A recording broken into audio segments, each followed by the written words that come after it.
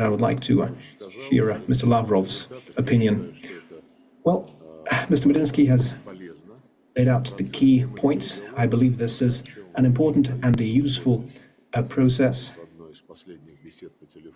And you had a conversation with Donald Trump on the need for direct talks, and the mechanism is now underway.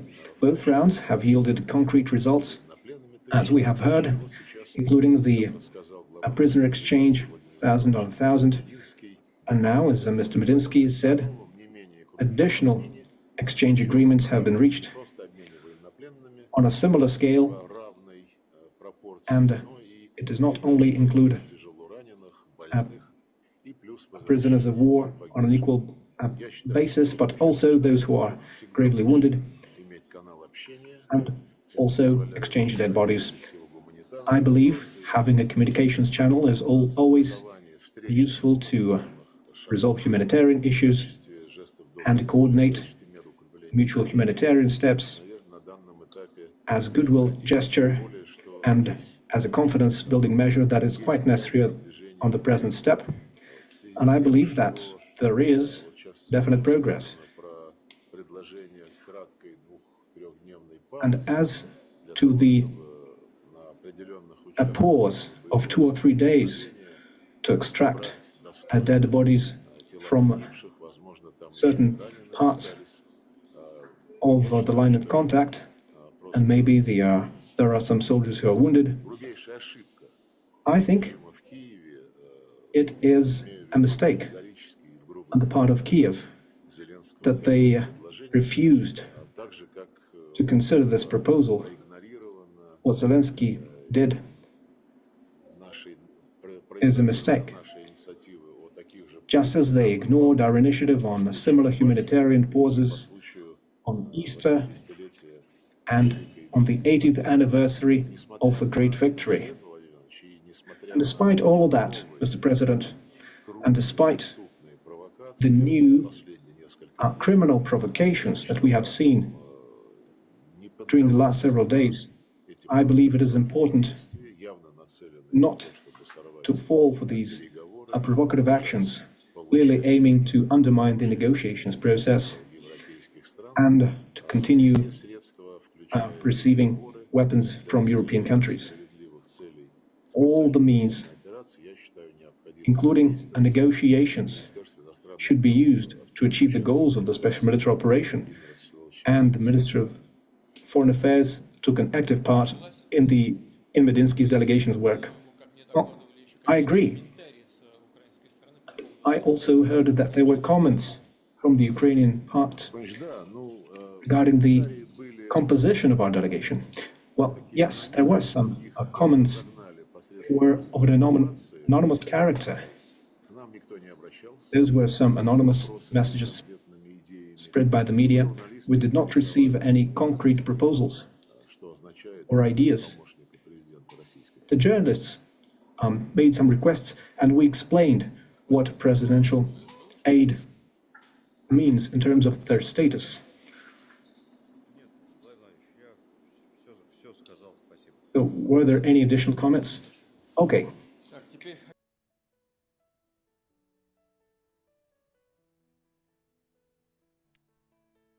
Yeah,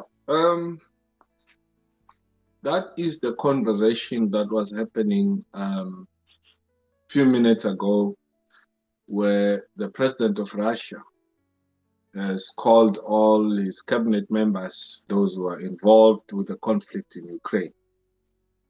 We are confused of what is actually happening. One part of it, the country that seems to be treated as an aggressor is desperately looking for peace. The country that claims to be a victim is looking for war. Tinigo, what's happening? Why aren't we balanced? You know, you are small with over $1 trillion given to you in the past 3 years. You could not move an inch. You are 15 minutes from having a conversation that will stop the slaughter of people. You want to continue and fight. Exactly the point of what the Russians have been saying, that you do not want peace, you want to fight, small as you are. What's going on? Why is Ukraine looking for war? Without weapons, without satellites, without any of capabilities of really going toe-to-toe with Russia. Is there something we don't know? What's there for who to gain, when and how? Why are 18, 19-year-olds are picked up in the streets to be put forward to the meat grinder? We have over 6,000 bodies that are frozen in Moscow that need to be returned to Ukraine. There is a mother, there is a father, there is a daughter, there's a son, there's an uncle, there's a cousin, there's a teacher, there's a preacher who has not seen his student, who has not seen their father, who has not seen the breadwinners, simply because a leader that is professionally a comedian who later became a head of state. Does he understand diplomacy? Does he understand how sensitive it is for what he's doing? What are the things that we need to look at as ordinary people of the world? Is this another NATO flex? Is this another American flex? Why is this small country looking for war? Are Ukrainians looking for war? I mean, monies were spent, hotels were paid for, security personnel were moved, a lot of things were moved to Turkey. They travel with all weapons to ensure that they sit down. They spend 3 hours having a one-on-one. They spend the whole entire day together, and all of a sudden, we see a plane going to US after the talks. And when you're listening to the Russia or Russian side of things, they are serious. They have a structure. They want peace. They want to, remember, some of these people in Ukraine are Russians. And some of the people in Ukraine are Russians, or in some people in Russia are Ukrainians. This was one.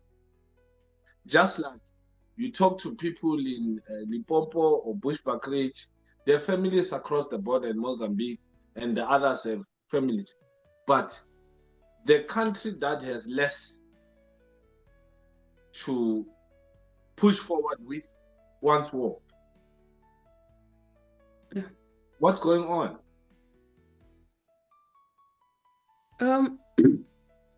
Yeah, it's a painful story of our lifetime. We just have to just take ourselves back to March 2022. What happened after Ukraine was progressing in talking to Russia, and then we saw Boris Johnson after visited Kyiv, and then Ukraine started to withdraw from the agreement. From the top. Yeah, we are able to see exactly that it's not Ukraine that is behind the war, but the US, because it's the one that is sabotaging the peace talk. And the EU. Together with Britain.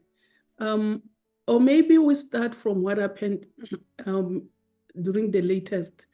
The submission coming from Ukraine was unreasonable. You can't be wanting the negotiation and then you forget why are we in war.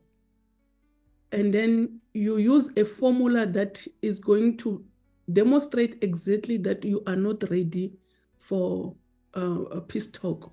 Like we said on Sunday, that we will see lots of exposure. Who's exactly behind the war? It's not Ukraine, somebody is. Because if you go and demand things that you know that your opponent is not going to agree, and you arrogantly push forward, it demonstrates there's something behind your demand. We go back again to look at what happened just before the peace talk, the bombing of the bridge in Russia by Ukraine together with the US. We know that they are using a Starlink, and Starlink has been used as a tool for proxy war because they are able to blend private tech in order to empower or to give power to the countries that are fighting against the Americans, which we are exactly be able to see. I don't think Russia is blind in here. They are able to tell who is behind the war. And as they get satisfied with their stories, then the war will escalate from being the war between Ukraine and Russia, because Russia is trying very, very hard, like you said, to ensure that the war comes to an end. But somebody is really, really pushing for this war. Yeah. But if you look at it, do you really think, in your opinion, do you really think Russia will still continue to hold back? Do you think the restraint that they've been doing since 2014, do you think they're still continuing to hold back? How far do you think the restraint will go? Yeah, I think now we're going to see the beginning of the real war, because Russia held back its power just to brush Ukraine, to say that I'm powerful. I just want you to understand that you cannot be a member of NATO, because this was agreed during the end of the Cold War, that Europe will never expand close to Russia, and you are provoking me. And actually, with those terms only, when you break down the deals, then you are provoking, you are starting the war. So actually, I even ask myself question, why so many people around the world, they see Russia as a betrayal instead of seeing NATO as a betrayal, because they see themselves as powerful, that they can go anywhere. And depending on NATO in making strategic decision for your own country is a detrimental, because we look at who exactly it's leading from that context of NATO. The countries that are leading are very evil in such a way that they don't care. The issue of them not caring, we can go back to what the United States have been doing as a pattern of misleading both allies and adversaries.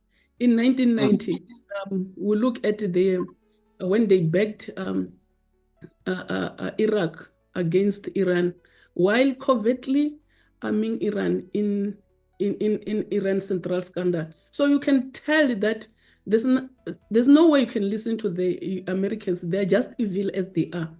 And then on the issue of how they have been working against China and using Taiwan, you can see that their strategy, it's all on betrayal, so that they disturb your focus on what you need to do in terms of developing your own country, because they want to lead all the time. They've been accusing China, saying a lot of bad things about China, saying that China is busy destroying their neighbors. But China doesn't even have a history of such war. It's them who are going around the world and then using proxy war, and some are direct wars. And they've been killing lots of people around the world in the name of democracy that doesn't exist. So now I see Andre Emak and Svirendeko, the minister they left Turkey straight to US. And they're saying that the visit will have complex discussions, and the economy will be discussed, and the outcome of Turkey will be discussed. Ordinarily, you should go back to your country when you finish such a meeting, where you need to go and reflect and give feedback to your people who were hoping that maybe when these guys come back from Turkey, they will deliver the news to say to us, okay, the war it's ending. We are going to have 6,000 frozen bodies of our cousins and nephews and fathers and daughters that are in Moscow, that Moscow have agreed to release. And on top of that, there's been this allegation. I mean, CNN ran that story to say Russia has kidnapped 10,000 children. But when they got to the negotiations, the Russians asked the list of these children. Only 300 were located, and all of them are accounted for. They're in safe place. These are Russian-speaking children in those areas. These are not Ukrainian. The human trafficking was going to be very rife. The organ harvesting that was happening in Ukraine, and nobody's talking about it. During the war, these things were happening. Trafficking were happening. We know that American officials and some government, CIA, FBI, you name it, they are involved in the human trafficking. So now this is the reason why you wonder. So Ukraine, people were saying we are being conspiracy theories. Ukraine has a master. But this is the twist now. Why is Ukraine going to be causing Washington, D.C., where we know exactly that they are not necessarily in favor of Trump, but there is something that is pushing them to go there? In your opinion, as we're having a discussion earlier, are you thinking that it's also to go to Musk to say, thank you for Starlink, we're reaching the targets? Or what kind of weapons should we accept from Germany, since they are going to give us long range? But let me tell you, the long range weapons have always been there. Some did not work. Some were bombed before they even unpacked them. They've always been there. So what could be this ideology of finishing a serious life-threatening or life-changing meeting with Russia, and you go to Washington? How come the Russians did not go to China or Iran? They went back straight to report in Parliament.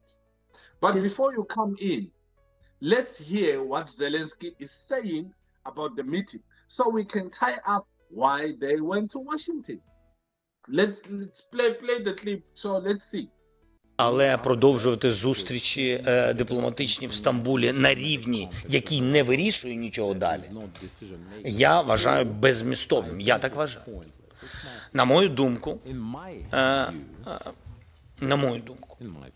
обміни йдуть і повинні йти, а русські не готові на припинення вогню, принаймні той рівень ще раз делегації не готові це вирішити. You heard it. Yeah. How the F are you sending people to a meeting and you come back and say it's meaningless? Is it him talking, or is his masters talking? Yeah, like I said, that the war is not between Ukraine and Russia, but between the superpowers and Russia. It's historical. They want to disturb Russia from building itself so that they continue dominating. Let's go back a bit to who is paying for Ukraine on Starlink. It's Poland. Ukraine does not afford anything right now. Poland has been paying Starlink about 51 or 50 US dollar, $1 million US dollars per annum. That is big money coming from Poland's pocket. And that has created lots of problems within the Polish.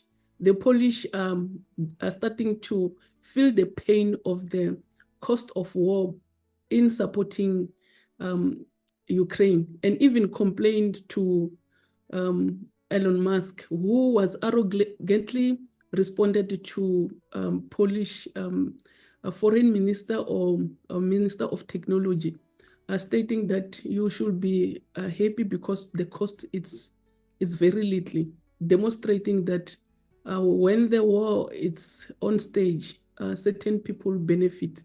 So for Zelensky rushing, starting from the US, now we will go back, it demonstrated that the war has nothing to do with the Ukrainians. It's the master is the one that they went to.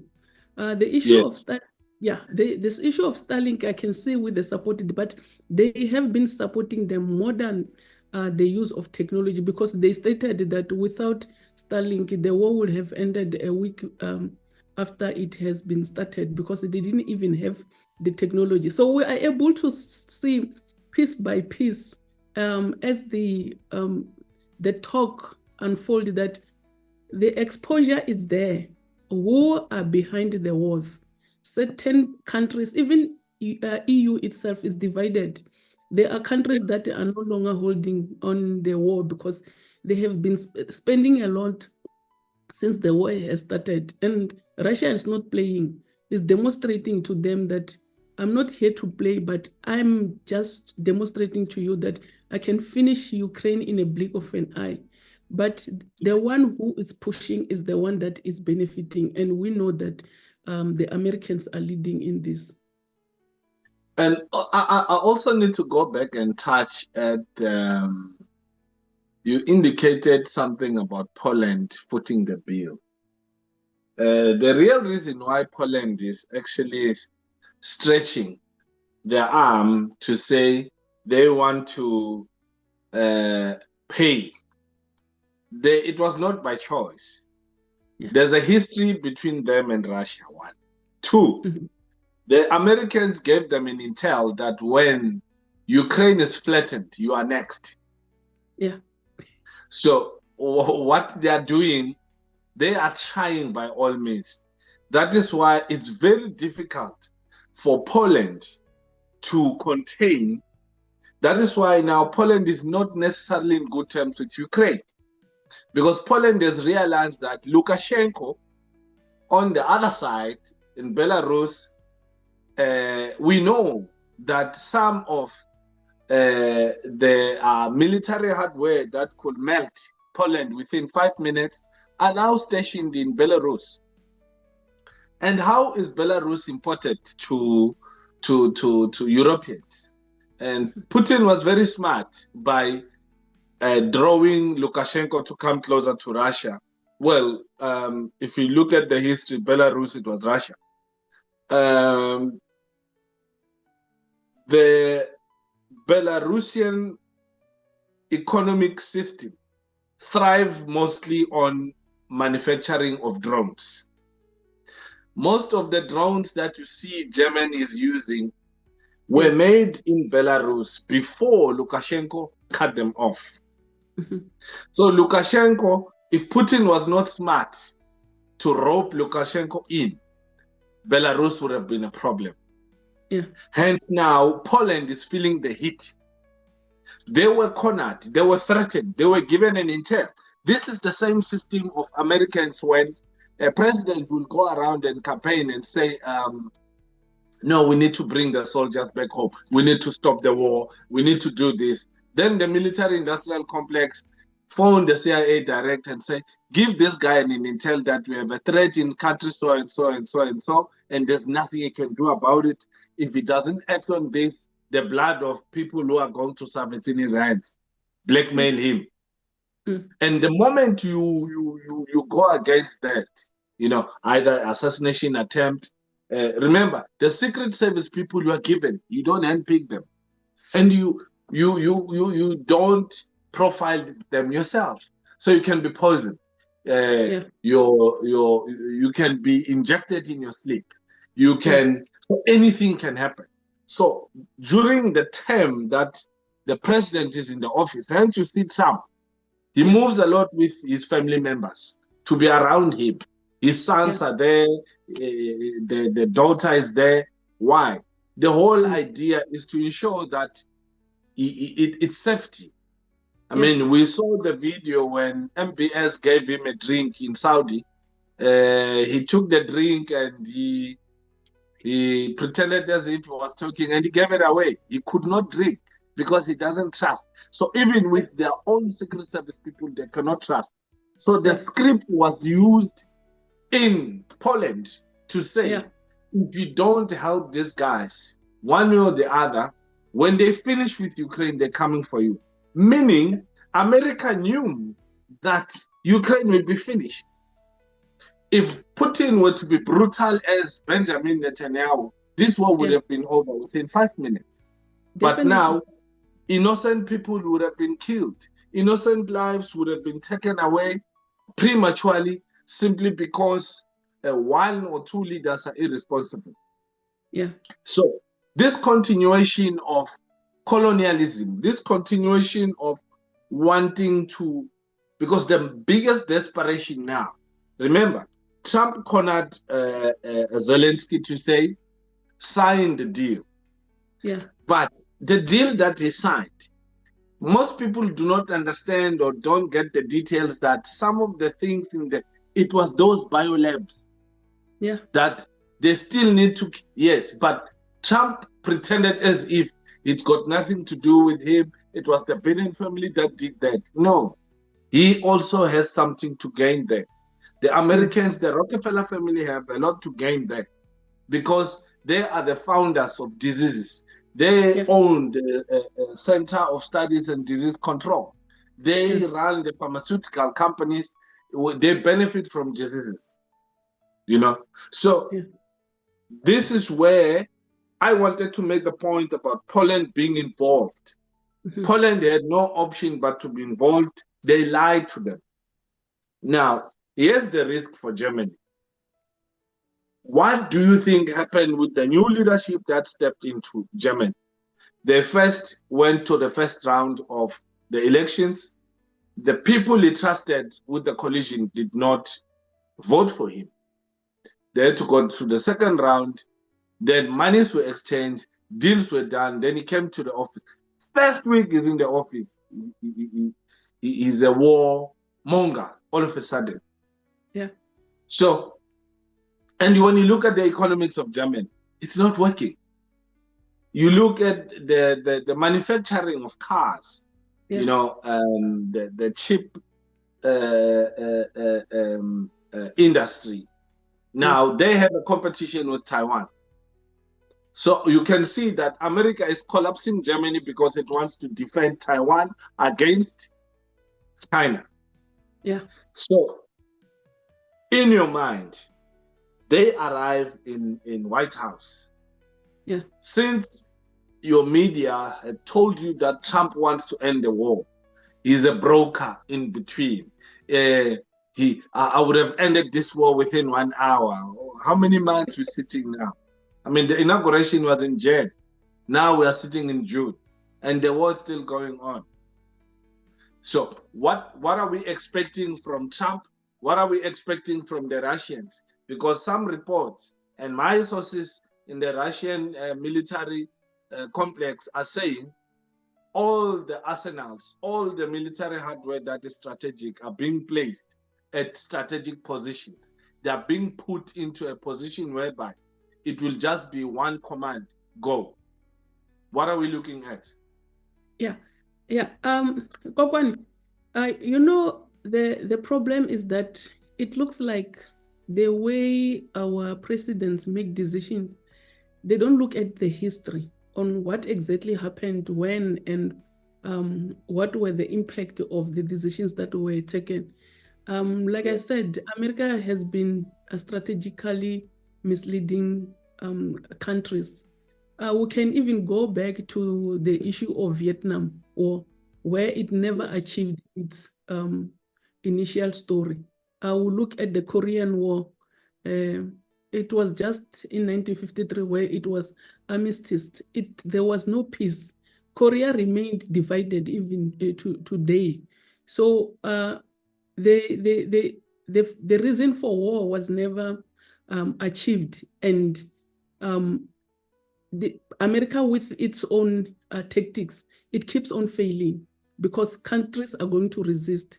They remember the issue of Bosnia war, the very painful war that has to do with ethnic groups. It ended up having destroyed so many people, and with America in there, and Israel and Egypt treaty in 1979. They never achieved what they wanted to get, and America was behind all these activities. So if I were Zelensky, I will understand that with America by my side, I will not get what I'm looking for because it's a misled. The failure of the peace treaty between Ukraine and Russia, it may prolong the war, and definitely Ukraine is going to suffer. Secondly, it's going to escalate where Russia may use nuclear weapon, and that will be detrimental for Ukraine. It will never exist anymore. And then globally, there will be a fatigue. These countries that are talking too much, especially the Western countries, they will realize that they are suffering when it comes to the support that they are giving to Ukraine. And at the same time, they will be opening room for them to be attacked by Russia, because obviously they will want to react on how Russia is going to punish Ukraine. And then there will be internal strain. Ukraine may face serious, already it's there, economic and political strain, which is going to make the country not to exist in the map anymore. So if I were Zelensky, I will not focus on what the Americans are doing, because what they are doing is to mislead Zelensky so that they use Ukrainians to punish Russia, which is the other way around. You cannot punish Russia. Russia, it's not a small country. It's not like us who are beggars, who goes to the West every time and become beggars. So for me, we're gonna see the prolonged war. That's obvious, and escalation, even global fatigue, and more especially the countries that are supporting Ukraine. I'm interested in hearing the new NATO secretary. He made a statement when he said they are bigger than the Roman Empire. So I'm interested in hearing what and why did he have to say that. So maybe we should play the clip for the NATO secretary making those statements, because in my opinion, the statement was directly addressing, or it was being addressed to Russia to say, watch yourself, we are bigger. So basically, nothing matters. The NATO is big, you know. There's very same NATO that is misleading Ukrainians, the very same NATO that for 3 years giving their commandos, giving the military weapons, giving the training, it never worked. With less than 10% of the personnel of Russian military complex, because this was a special operation, meaning we go for military targets. Excuse me. NATO is the most powerful defense alliance in world history. It's even more powerful than the Roman Empire. So, and more powerful than the Napoleon Empire. We are the most powerful defense alliance in world history. But the defense alliance needs maintenance and needs investment. And that's exactly why in NATO we have this whole system, the NATO defense planning process, now leading to an agreement on the capability targets. And that means that we will have exact clarity on where are we and where should we be if we want to be able to defend ourselves not only today, but also in 3, 5, 7 years. Listen to the German chief of defense, who said this week on the record that within 4 or 5 years the Russians might be able to attack us. Well, I and all my colleagues want to prevent that because we want to stay free. We value our way of life and we don't want any form of Russian dominance over NATO territory. So, the formation of this organization was solely to deter the influence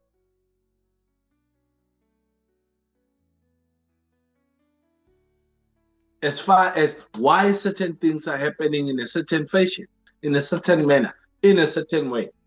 Now, you start to see the behavior, the stupid behavior, the carelessness of these guys that Henry said, the Western countries still want to break up Russia. Is it possible? No, it's not possible because I don't think he's speaking on behalf of all the NATO countries. We have NATO countries that can't even afford that 2% of their GDP that they need to give it to NATO for NATO to function well. They are strained. So when he's talking so that he entertains stories. And when you start a war, don't you think that the opponent is going to react? And you starting a war against the country that it's so powerful. So the story of them saying that they have good culture, they understand the way they operate as NATO, it's not true. They are currently they are divided. They are not in one piece. With America shooting its own direction, sometimes leaving them behind without making them feel secure. Because when it comes to security, let's look at Germany. Do you think Germany can stand a war, a serious war? No. Do you think it? No, they are depleted. Exactly. They don't have what it takes anymore. It's just the mouth, and let them talk the way they are talking because they have exposed themselves. How many times the Russian has demonstrated that they can do anything with Ukraine, they just don't want to do it. When they launched the serious missiles and hit Ukraine, we thought that NATO is going to react. Dololo, it was not there. They felt their pain in such a way that they looked, the only statement they gave, they said, Putin is a madman. And especially when it's said by Zelensky, it looks like a joke, but the reality is that they can tell that once Russia starts hitting, it won't stop. So stories coming from NATO, like they have the culture of helping themselves, they are broken as we speak. They don't have what it takes. So I saw a response from Russia responding to a place where NATO weapons were hidden. Those so-called long range were hidden there. So, and this is not something that you're gonna see on mainstream media, but we were able to have access on that clip on what happened a day ago. While these things are happening, these guys were dealing with these long range weapons that are delivered in Ukraine. Can we go to it so we see?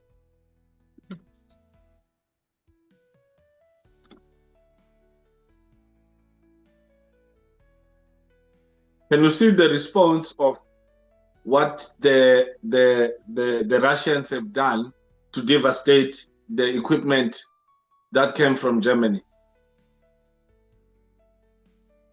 And I would like to hear Mr. Lavrov's opinion. Well, Mr. Medinsky has laid out the key points. I believe this is an important and a useful process. And if you had a conversation with Donald Trump on the need for direct talks, and the mechanism is now underway. Both rounds have yielded concrete results, as we have heard, including the prisoner exchange, 1,000 on 1,000. And now, as Mr. Medinsky said, але продовжувати зустрічі дипломатичні в Стамбулі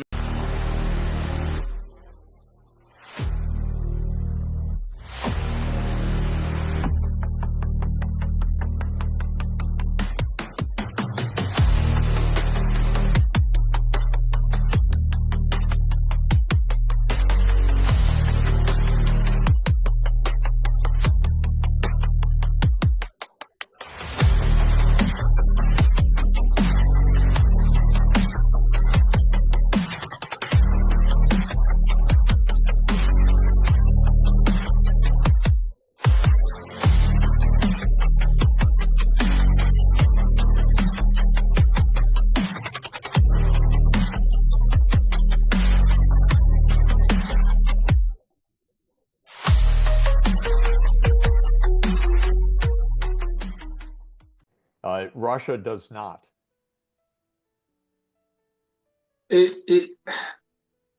I understand it's a war, but to see someone and you know that within seconds he will be part of the history. Yeah.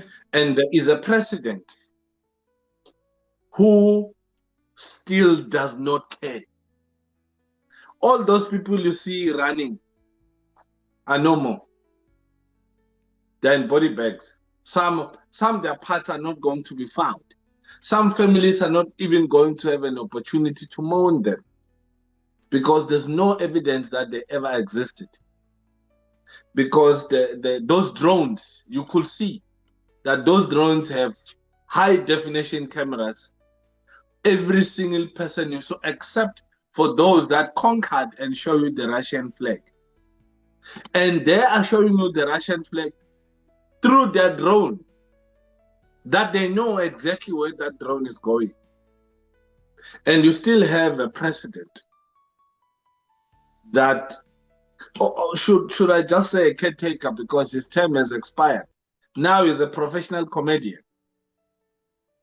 So, and I saw a discussion in the British Parliament talking about the same thing, asking Stemmer to say, you are the leader. Why are you fighting proxy wars in Palestine and in Ukraine? What are you doing? We have seen Piers Morgan. He has switched sides. Piers Morgan was pro-Israel. He's tired. Yeah. The humanity in him is coming back to say, but why attack women and children? Whenever there's an exchange of hostage, Hamas is coming out with brand new guns, with brand new uniform, with brand new cars, but you're flattening the whole place. Now, I want you to balance the viewers, the difference between what Netanyahu is doing, flattening Gaza, yet he can't pick up one hostage. 600 days plus. Not one hostage was recovered, except those ones that he killed. These hostages, when they come, they kiss the Hamas. And he hates that. He said, no, he doesn't like that. He doesn't understand that. And these people will tell you that they're meal, they're bath, but you don't understand because that whole place looks flat. But when there's an exchange of hostages, brand new cars, brand new guns, brand new uniform. On the other hand, Russia is hitting specific targets. But when you watch Al Jazeera, now this is another subject. When you watch Al Jazeera will tell you that Russia is going for civilians. Here's the confusion. You go to Palestine and Israel. RT and Al Jazeera report the same thing, to be against Israel. But Al Jazeera, when it goes to Ukraine, it's supporting Ukraine. Then the theory and what we've always said, that Al Jazeera is not Arab controlled. It's a Rothschild entity that was set up in Qatar in exchange of the Qatari family to buy properties and bank their money in Europe. Yeah. People still don't get it. But that is besides the point. The point is what the difference between these two countries.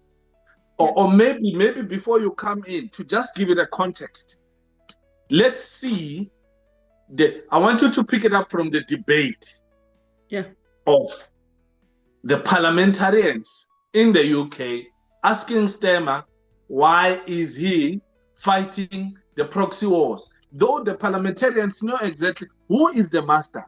They know.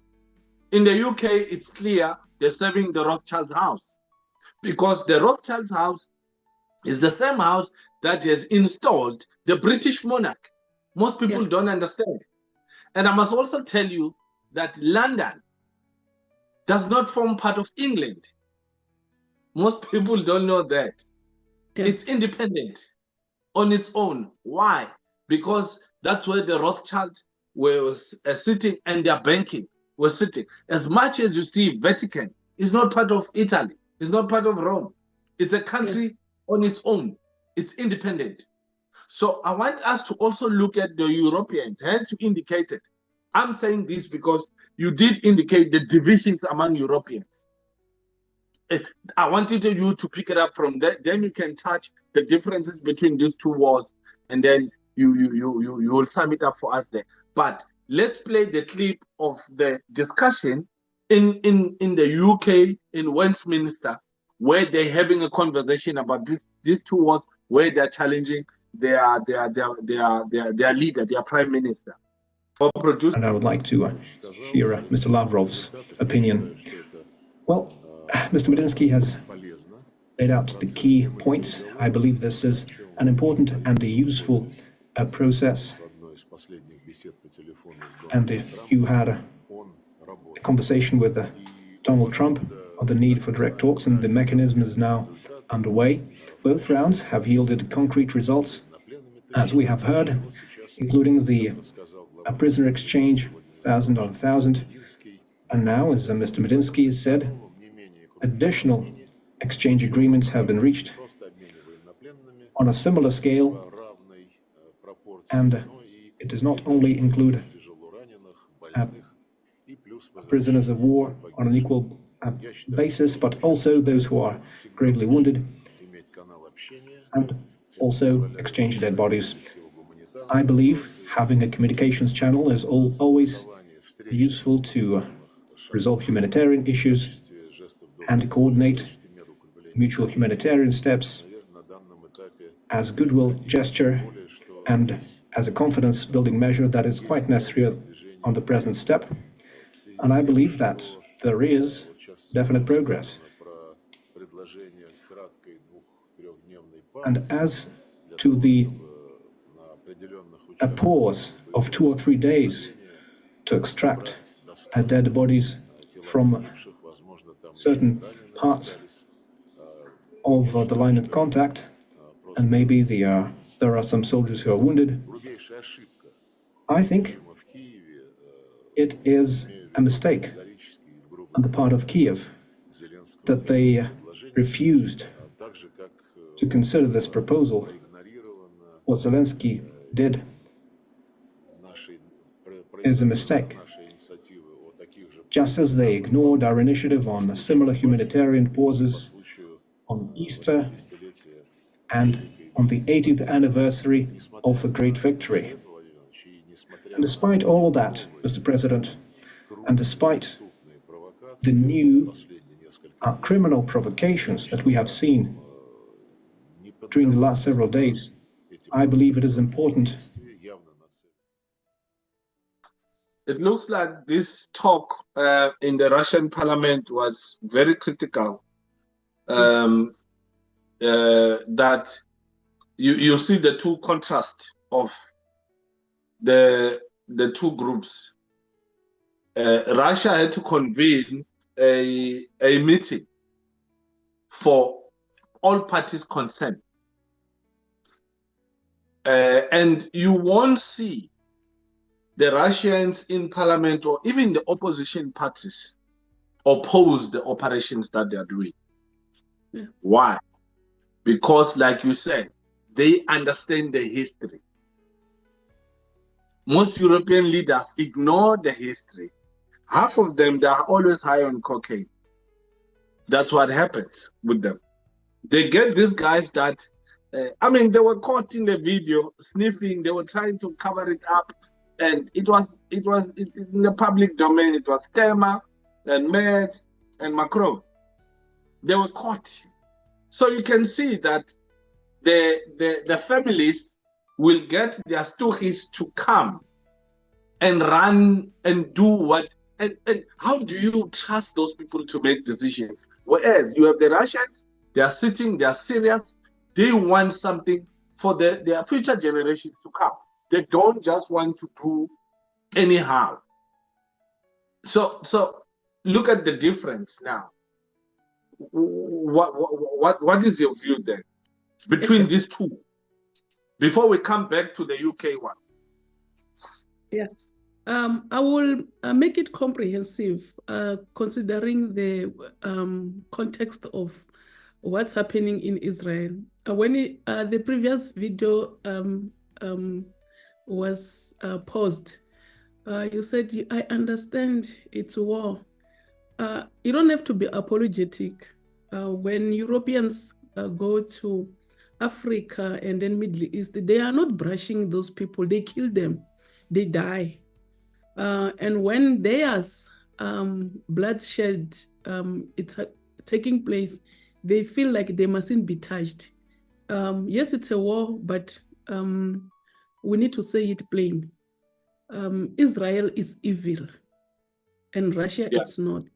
Russia, it's not. Why am I saying that Russia, it's not? I will start by looking at the power that Russia has.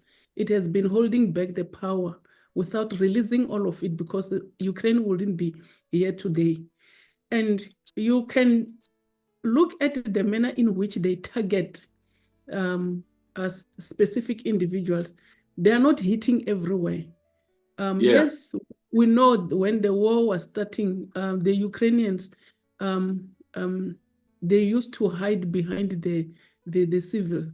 They go and hide behind people like civilians as a human shield. Yes. Yeah. So the reason why most of their buildings were destroyed is because of that.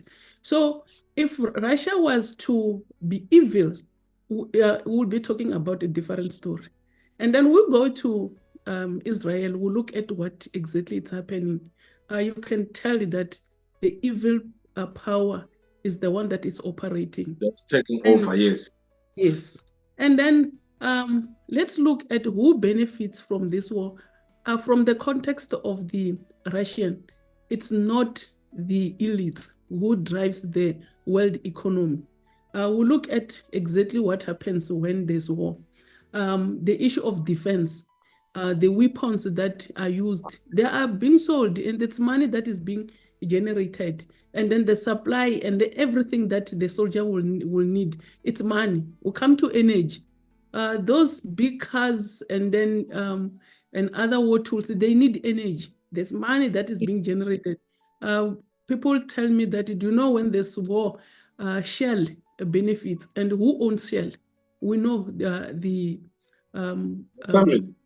people behind the economy. Technology again, Space X with Elon Musk, when what he has just done now to Russia, insulting Russia, and I don't think Russia felt it, because you can able to tell from the video that they are capable of doing anything.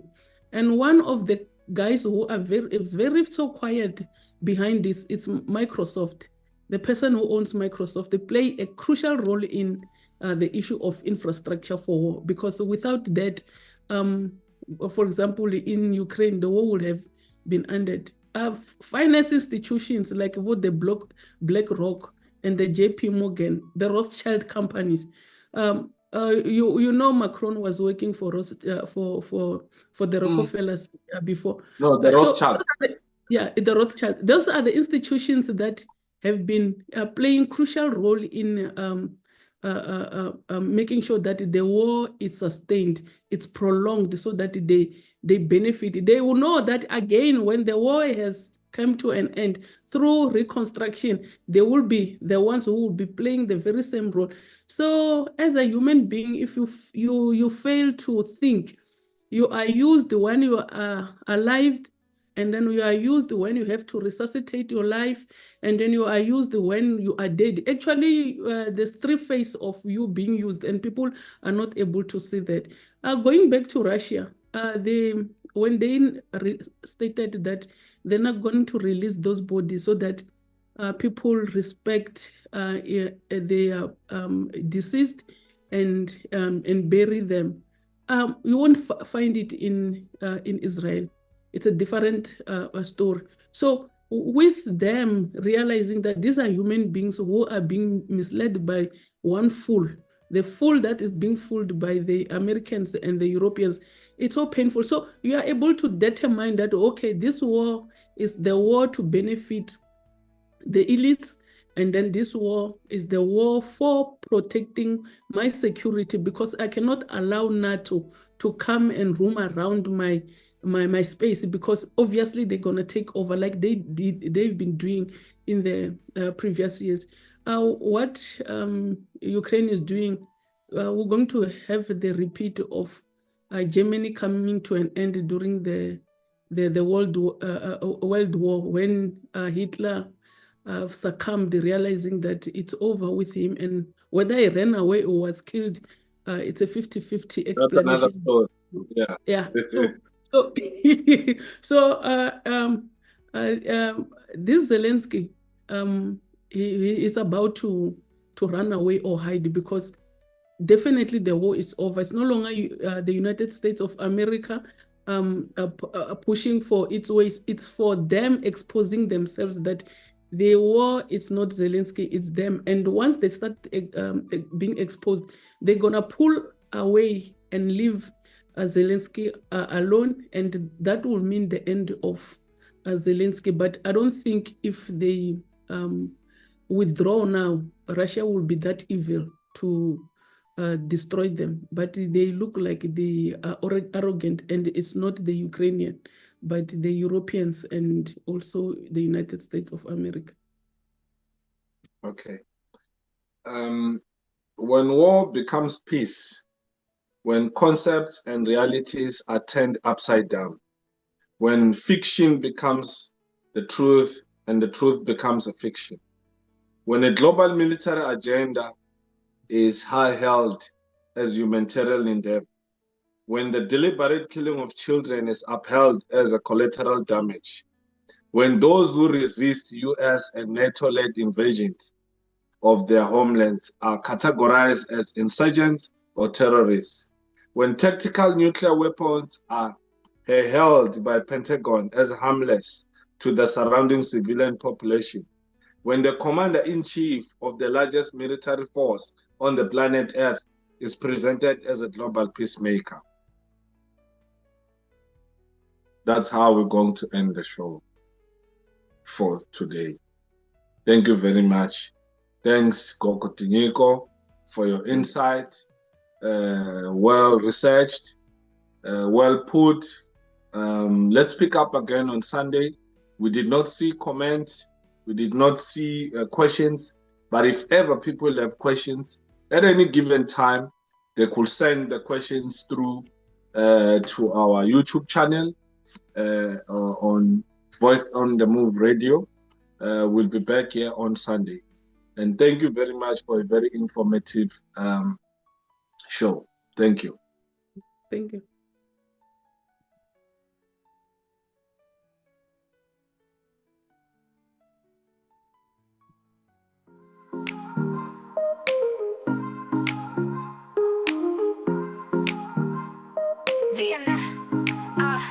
VM Network, it's your time to tune in. Stories that connect where we all begin. Laughter, lessons, journeys unfold. VM Network, let the stories be told.